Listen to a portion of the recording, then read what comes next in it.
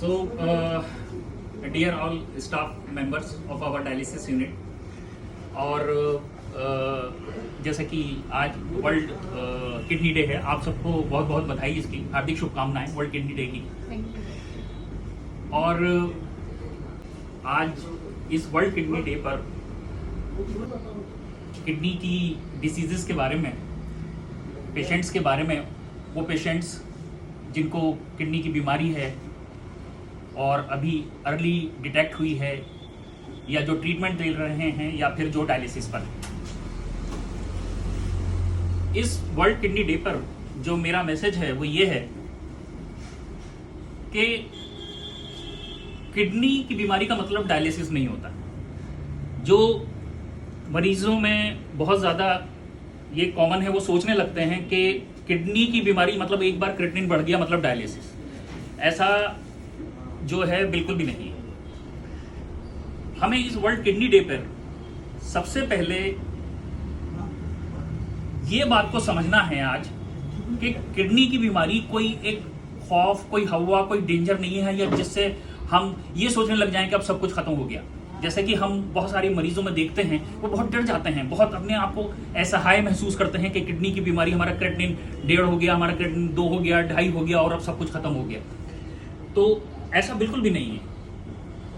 जब भी हम किडनी डिसीज की बात करते हैं तो हमें कुछ स्टेप्स को जरूर फॉलो करना है।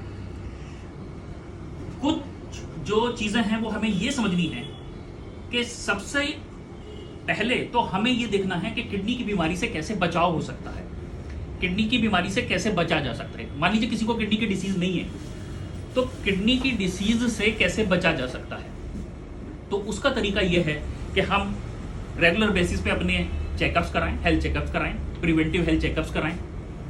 अगर किसी को शुगर, ब्लड प्रेशर, इस तरह की कोई बीमारी हो रखी है तो उसे कंट्रोल करें, ताकि आगे चल के वो क्रॉनिक किडनी डिसीज में कन्वर्ट ना हो जाए।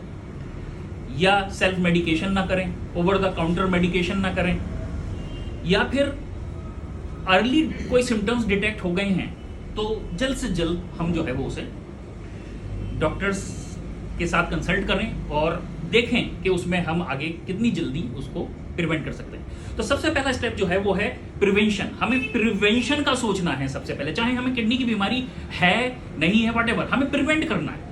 हमें ये नहीं सोचना कि आगे चल के हमें किडनी की बीमारी हो, हमें तो नहीं हो सकती, हमें तो शुगर भी नहीं है, हमें ब्लड प्रेशर नहीं है, बट हमें सबसे पहले प्रिवेंशन के बारे में सोचना है।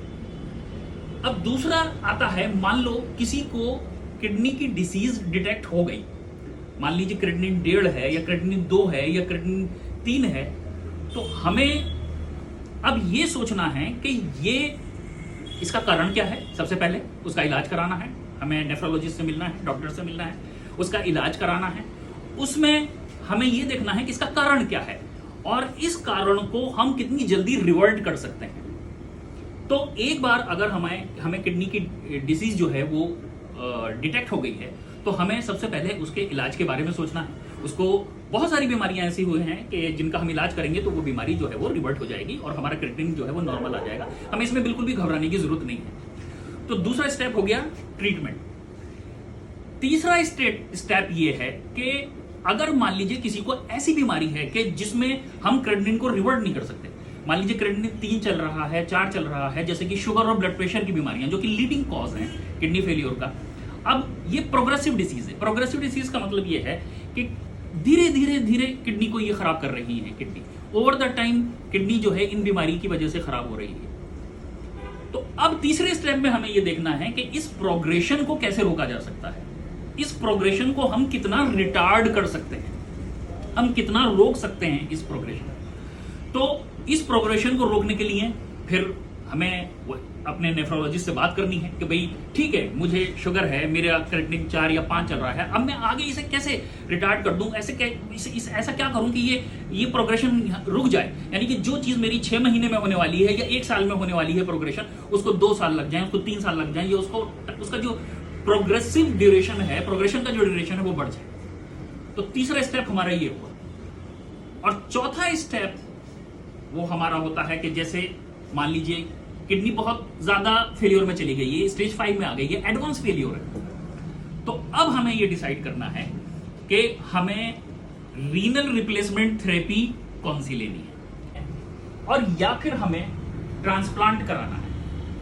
तो एक बार अगर एडवांस फेलियर हो गया तो हमने ये डिसाइड करना है कि हमने कौन सी रीनल रिप्लेसमेंट थेरेपी लेनी है और या हमने ट्रांसप्लांट कराना है। इन 4 स्टेप्स में हमने किसी भी किडनी की डिसीज या बीमारी को देखना है। हमें घबराना नहीं है एकदम से कि हम ये सोचकर बैठ जाएं कि नहीं हमारा क्रिएटिनिन बढ़ गया अब समझो डायलिसिस, नहीं, या समझो ट्रांसप्लांट, ऐसा बिल्कुल भी नहीं। तो इस वर्ल्ड किडनी डे पर मेरा ये मैसेज है आप सभी लोगों को कि किडनी के टेस्ट बढ़ने का मतलब ये नहीं है कि किडनी खराब हो गई। किडनी का टेस्ट बढ़ने का मतलब ये है कि कोई ना कोई कारण है जिसे हम रिवर्ट कर सकते हैं, जिसे हम डिटेक्ट करके वापस ला सकते हैं। और हाँ, अगर मान लीजिए कोई ऐसी स्थिति है जिसमें कि टेस्ट रिवर्ट नहीं हो सकते, एडवांस फेलियर में किडनी चली गई है, तब भी नहीं घबराना है, तब भी हमें नहीं घबराना है, क्योंकि आज हमारे पास ऐसी मॉडर्न मशीनें हैं डायलिसिस की, जो डायलिसिस पर अगर हम रेगुलर रहते हैं, साथ में दवाइयां बिल्कुल रेगुलर बेसिस पे खाते हैं, तो हम बहुत सालों तक बिल्कुल ठीक रह सकते हैं, बशर्ते हम क्वालिटी डायलिसिस लें।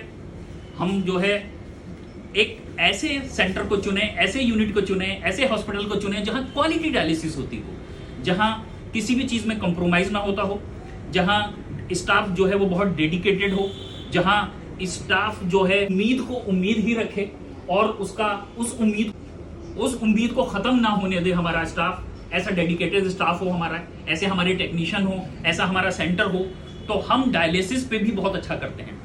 अगर डायलिसिस हमारी अच्छी होती है, क्वालिटी ऑफ द डायलिसिस होती है, तो हम जो है पूरी लाइफ जो है बहुत अच्छे से डायलिसिस पर भी निकाल सकते हैं। लेकिन हाँ, जो लोग ट्रांसप्लांट करा सकते हैं वो जरूर ट्रांसप्लांट कराएं, या जिनका ट्रांसप्लांट हो सकता है वो जरूर ट्रांसप्लांट कराएं। तो इस वर्ल्ड किडनी डे पर मैं डॉक्टर जावेद ताहिर आपको ये मैसेज देता हूं कि किडनी की बीमारी कोई हवा नहीं है, कोई बड़ा ऐसी डरने वाली चीज नहीं है, बशर्ते आप एक सही टाइम पर सही इलाज लें और उसे जो है बचाव करें और किडनी डिसीज के प्रोग्रेशन को रोकें। और अगर प्रोग्रेशन हो भी गया है तो हम सही रिप्लेसमेंट थेरेपी या सही टाइम पे ट्रांसप्लांट कराएं।